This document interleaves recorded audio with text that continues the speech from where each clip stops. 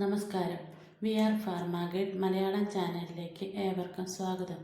ഇന്ന് നമ്മൾ ചർച്ച ചെയ്യുന്നത് നിപ്പ വൈറസ് എന്താണ്, ലക്ഷണങ്ങൾ, അത് പകരുന്ന വഴി, പ്രതിരോധ മാർഗങ്ങൾ എന്നിവയാണ്. കോഴിക്കോട് സ്വദേശിയായ 38 വയസ്സുള്ള അനിൽ എന്ന ഒരാൾക്ക് 2 ദിവസമായി പനിയും കടുത്ത ക്ഷീണവും അനുഭവപ്പെട്ടു. ആദ്യം അദ്ദേഹം അത് ഒരു സാധാരണ വൈറൽ പനിയാണെന്ന് കരുതി. എന്നാൽ കേരളത്തിൽ നിപ്പ വൈറസിനെ കുറിച്ചുള്ള വാർത്തകൾ വന്നതോടെ അദ്ദേഹത്തിന് ഒരു സംശയം തോന്നി. ഇത് സാധാരണ പനിയാണോ അതോ കൂടുതൽ ശ്രദ്ധിക്കേണ്ട സാഹചര്യമാണോ? സത്യത്തിൽ ഇപ്പോൾ പലർക്കും ഇതേ സംശയമാണ്.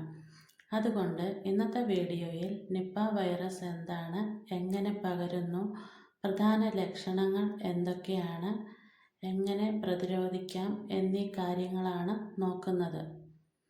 ആദ്യമായി നിപ്പ വൈറസ് എന്താണ് എന്ന് നോക്കാം. മനുഷ്യരെയും മൃഗങ്ങളെയും ബാധിക്കാൻ കഴിവുള്ള ഒരു വൈറസ് രോഗമാണ് നിപ്പ വൈറസ്.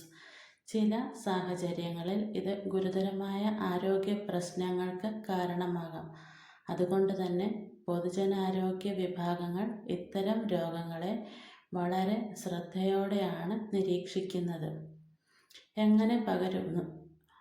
നിപ്പ വൈറസ് രോഗബാധയുള്ള മൃഗങ്ങളിൽ നിന്നോ രോഗബാധിതരായ മനുഷ്യരിൽ നിന്നോ പകരാൻ സാധ്യതയുണ്ട്.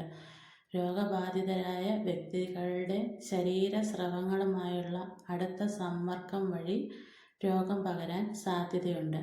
അതുകൊണ്ട് ആരോഗ്യ വകുപ്പിൻ്റെ നിർദ്ദേശങ്ങൾ പാലിക്കുന്നത് വളരെ പ്രധാനമാണ്. പ്രധാന ലക്ഷണങ്ങൾ എന്തൊക്കെയാണെന്ന് നോക്കാം. 1. പനി. പല രോഗങ്ങളിലെയും പോലെ പനി നിപ്പ വൈറസിൻ്റെയും ആദ്യ ലക്ഷണങ്ങളിൽ ഒന്നാകാം. 2. തലവേദന. ചിലരിൽ കടുത്ത തലവേദന അനുഭവപ്പെടാം. 3. ശരീരവേദനയും ക്ഷീണവും. വളരെ ക്ഷീണവും ശരീരവേദനയും ചില രോഗികളിൽ കാണപ്പെടാം. 4. ഛർദി. ഓക്കാനം അല്ലെങ്കിൽ ഛർദി അനുഭവപ്പെടാം. 5. ചുമ അല്ലെങ്കിൽ ശ്വാസകോശ സംബന്ധമായ ലക്ഷണങ്ങൾ. ചുമ, ശ്വാസതടസ്സം തുടങ്ങിയ ലക്ഷണങ്ങൾ ചിലരിൽ കാണപ്പെടാം. 6. ആശയക്കുഴപ്പം അല്ലെങ്കിൽ ബോധക്കുറവ്. ഗുരുതരമായ കേസുകളിൽ മാനസിക ആശയക്കുഴപ്പമോ ബോധക്കുറവോ ഉണ്ടാകാൻ സാധ്യതയുണ്ട്. രോഗലക്ഷണങ്ങൾ എപ്പോൾ തുടങ്ങും? നിപ്പ വൈറസ് ബാധിച്ചാൽ ഉടനെ തന്നെ ലക്ഷണങ്ങൾ കാണിക്കണമെന്നില്ല. സാധാരണയായി രോഗബാധയ്ക്ക് ശേഷം ഏതാനും ദിവസങ്ങൾ മുതൽ 2 ആഴ്ച വരെ എടുത്തേക്കാം ലക്ഷണങ്ങൾ പ്രകടമാകാൻ. അതുകൊണ്ട് രോഗബാധിതരുമായി സമ്പർക്കമുണ്ടായിട്ടുണ്ട് എങ്കിൽ ആരോഗ്യവകുപ്പിൻ്റെ നിർദ്ദേശങ്ങൾ കൃത്യമായി പാലിക്കേണ്ടത് വളരെ പ്രധാനമാണ്. ആരൊക്കെയാണ് കൂടുതൽ ശ്രദ്ധിക്കേണ്ടത്? എല്ലാവരും ജാഗ്രത പാലിക്കേണ്ടതാണെങ്കിലും ചിലർക്ക് പ്രത്യേക ശ്രദ്ധ ആവശ്യമാണ്. രോഗബാധിതരുമായി അടുത്ത സമ്പർക്കം പുലർത്തിയവർ, കുടുംബാംഗങ്ങൾ, ആരോഗ്യ പ്രവർത്തകർ, രോഗിയെ പരിചരിക്കുന്നവർ ഇവർ ആരോഗ്യ വകുപ്പിൻ്റെ നിർദ്ദേശങ്ങൾ കൃത്യമായി പാലിക്കേണ്ടതാണ്. എല്ലാ പനികളും നിപ്പ വൈറസ് ആണോ? അല്ല. സാധാരണ വൈറൽ പനി, ഇൻഫ്ലുവൻസ, മറ്റ് അണുബാധകൾ എന്നിവയും സമാനമായ ലക്ഷണങ്ങൾ ഉണ്ടാക്കാം. അതുകൊണ്ട് പനി വന്നാൽ ഉടനെ ഭയപ്പെടേണ്ട കാര്യമില്ല. എന്നാൽ ഗുരുതര ലക്ഷണങ്ങളുണ്ടെങ്കിൽ ചികിത്സ തേടേണ്ടതാണ്. നിപ്പ വൈറസിന് ചികിത്സയുണ്ടോ? നിപ്പ വൈറസിന് പ്രത്യേക ആൻറ്റിവൈറൽ മരുന്നുകൾ നിലവിൽ പരിമിതമാണ്.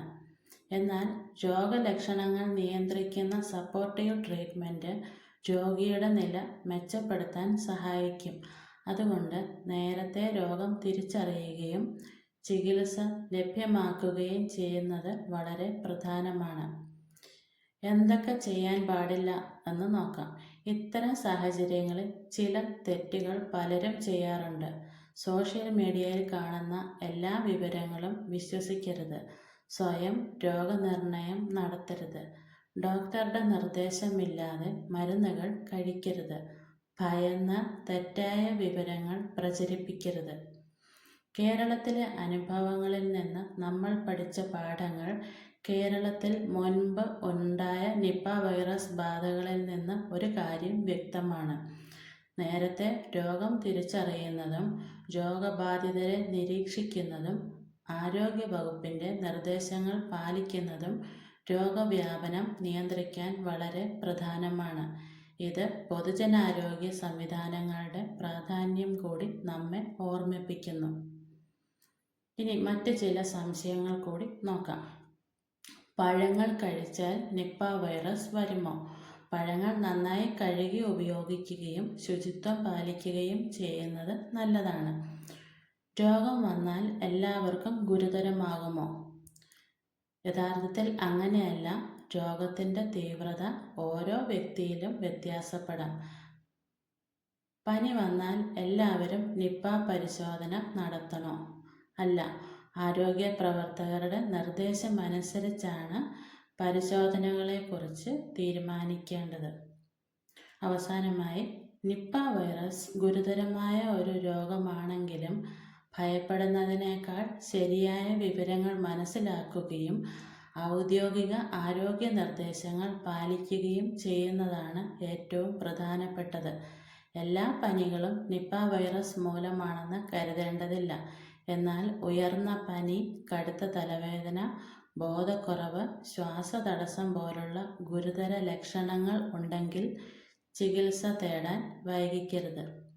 ഈ വീഡിയോ നിങ്ങൾക്ക് ഉപകാരപ്പെട്ടെങ്കിൽ നമ്മുടെ ചാനൽ സബ്സ്ക്രൈബ് ചെയ്യുക, ലൈക്ക് ചെയ്യുക, കമൻറ്റ് ചെയ്യുക. Thank you.